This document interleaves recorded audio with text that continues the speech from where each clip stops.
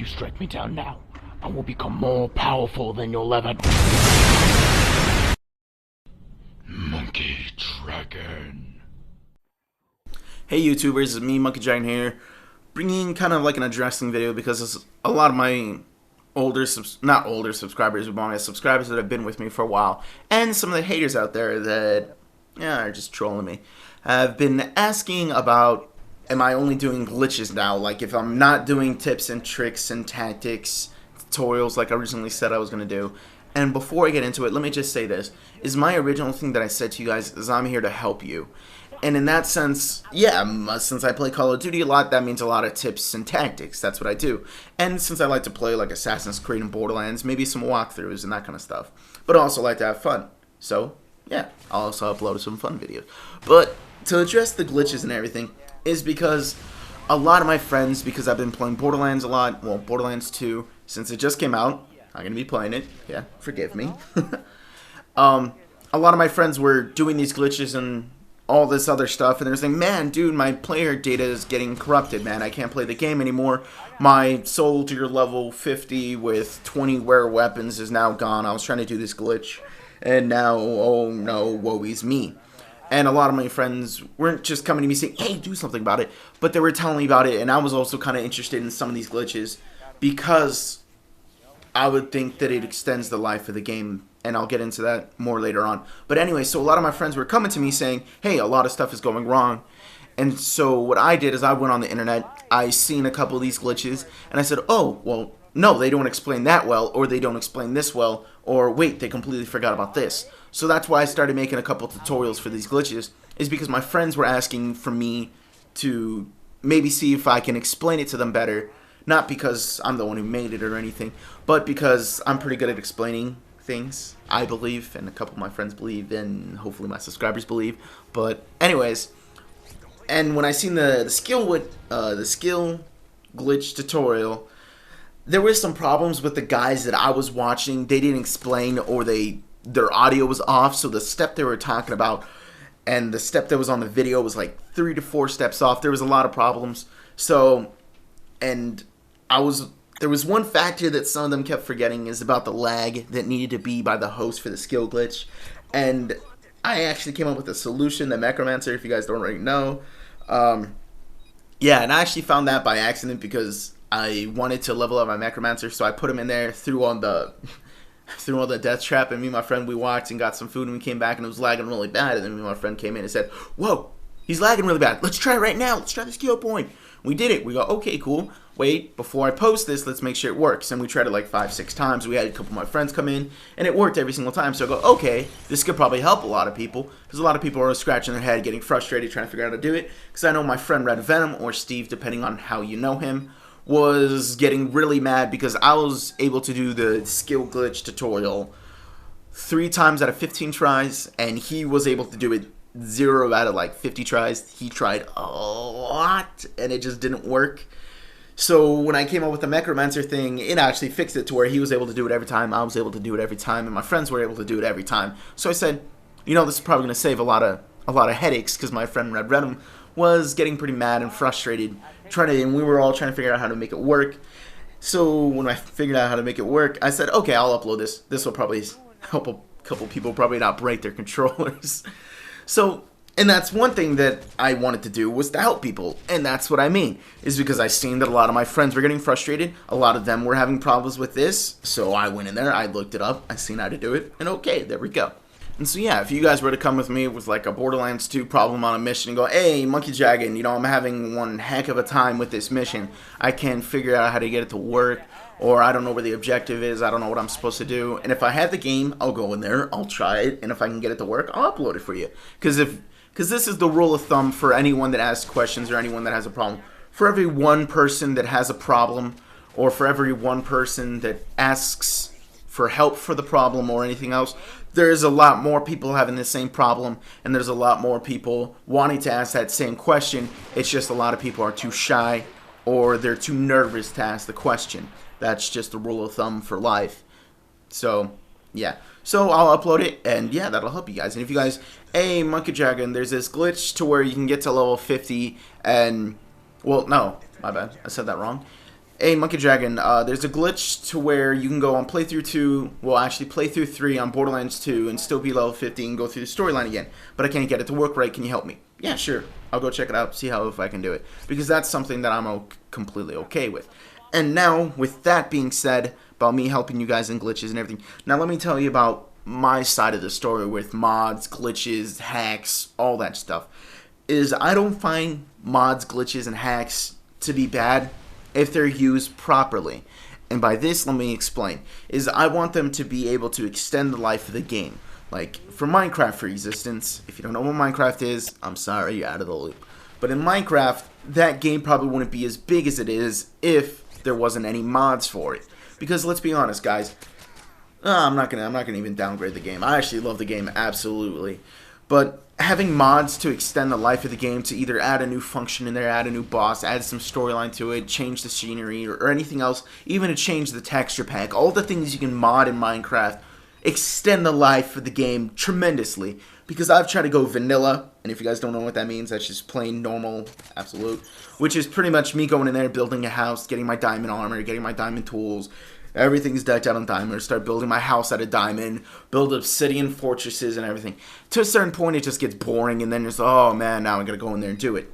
So then is when you want to upload the mods and go, oh look, now there's bosses. Oh look, there's a completely different element that I can find in mod. Oh look, I can build a town. Oh look, I can actually run a town like a mayor. I can control people. I can do all this kind of stuff. Those kind of mods I'm okay with. One that extends the life of a game. Like in Skyrim, there's a lot of mods in there that extend the life of the game. It puts in new mobs. It puts in new characters.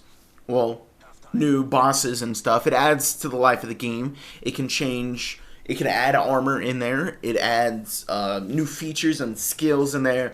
It adds more levels in there, depending on the mods that you get. So those are the kind of mods that I can get behind and support. The ones that extend the life in the game and it look like they have no problem. Mods that I have a problem with, glitches that I have a problem with, and hacks that I have a problem with are ones that are in a PvP based game. If you don't know what PvP means, it's player versus player. So like in Call of Duty, Battlefield, 007, all those multiplayers where it's you versus other players, those are the mods and glitches that I have a problem with. If they ruin the game in a sense that you get God mode, you get infinite ammo, you get to go UFO, and if you don't know what UFO is, I don't know exactly what it stands for, but I know what it does. It pretty much, you go invincible and you can fly through walls and you pretty much fly around the map. So, for instance, you're playing Call of Duty Search and Destroy, UFO, you flip the switch, boom, you pretty much go to the enemy spawn, you turn it off, you're standing right behind them, as soon as they spawn in, kill them all. End of game. That's UFO. Those are the kind of things that I won't get behind. Those are the kind of things that I won't stand for. Because even a couple of my friends that do it and that have it, they know not to play with me while they're doing it because I'll report them because I record every single day.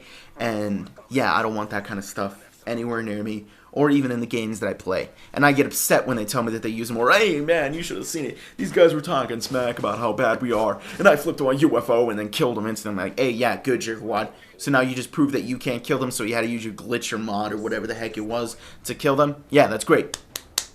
Round of applause, dude. You just proved that you're not as good enough to kill them on your own. And that's another thing that I want to get into, is glitches and mods and hacks for a PvP-based game where it gives you the advantage no matter what kind of sensitive, whether it was the glitch in Call of Duty to where you can get the damage proficiency on your ACR or whatever, is that then it actually dulls your senses. And if you have like a all-time UAV, that makes it to where you're not paying attention anymore. You're not paying attention to where your team is, where they died at, where the enemy shots are coming from, where your team is shooting from. You just completely block all that out so that if something ever does happen and you lose your all-time UAV, now you've lost that kind of honed skill that maybe you perfected. Because I don't want to say I perfected it, but you know what I mean. You're losing skill by not using your skill. You get it? And if you're using all these things, basically you're making yourself of a worse player because now you're using those as your skill, as your touch, as your tool in order to get the kills and find them. So you're crippling yourself or crutching yourself, whatever you want to say it, or whatever you want to call it. It doesn't matter. Using them makes you worse of a player. It's just a known fact. Because now all these guys that use these glitches and mods and everything, and I know a couple of them in my friend Red Venom knows a couple of them, is when you face them and say, hey, no glitches or mod, you completely smack them in a 1v1, and then right at the end they go F you, and then they just flip on their UAV or whatever. You know, they use their glitches to get the kill. Oh, bravo, dude. You just proved my fact. I just spanked you, and then now you flipped on your UAV or God mode or whatever, and that's what you used to win. Oh, whatever, I still won. Yeah, I don't want to hear it, dude. You just proved to me that you're a horrible player. And that's what I feel about those in a PvP. But in a co-op game or a solo game where it extends the life of a game, that is a great thing. Me, personally, I couldn't use stuff that finishes the game. Like if there was a glitch to get your level 1 guy to play through 2, level 50, all the way through, completely finishing the game, that right there would be boring to me. Because just like using glitches or something after a while, just also touching back on the glitches in a PvP game, using those kind of things where it does all the work for you, after a while it would get remedial, in the sense that it would get absolutely boring because you're not using skill, you're not using, you're not thinking anymore. You're pretty much just, okay, UAV, spawn, done. Or instant level 50, you're like, okay, I guess it's time to do the storyline, you know what I mean? If you have everything done for you, there's nothing to do. It gets boring. That's another thing that I have for those. Well, another beef that I have with all of those. And just like the same thing with boosting, is, yes, I did boost in Modern Warfare 2. I was a part of the big boosting, everyone's boosting, yay, yay, yay, max care package, tactical nuke stuff. Yeah, I'll admit that. That was like my second Call of Duty game or my second online game. But after that game, I really didn't boost anymore, because after that, I really got into the tactics, thinking, the strategies. I really got into the thrill of actually killing people. And anyways, so for my own personal experience from boosting in Modern Warfare 2, not Modern Warfare 3, not Black Ops, I didn't boost in those 2 games, but in Modern Warfare 2, those games, it actually got really boring, because even at the beginning, you get this high of, yeah, man, I'm getting all this stuff, look at me, man, I'm getting my tactical nuke emblem, yeah, man, I'm getting my fall camo, look at this, dude, I'm getting all this stuff. But then after a while, you start to go, oh, great, now I gotta do the headshots, you get everything done, now you got all the challenges completed, you got every guns fall, you got every title and emblem, you got everything done for you. Now what are you going to do? You're max level, you got everything done, what's the point? What are you going to do now? That's why I don't boost, and that's why I don't do that kind of stuff, and that's why when one of you guys message me, hey, do you want all legendaries? No, man, I don't want that, because I want to be able to do that stuff. I want to say, hey, yeah, man, I got that tactical nuke emblem by myself. Hey, man, I did this by myself.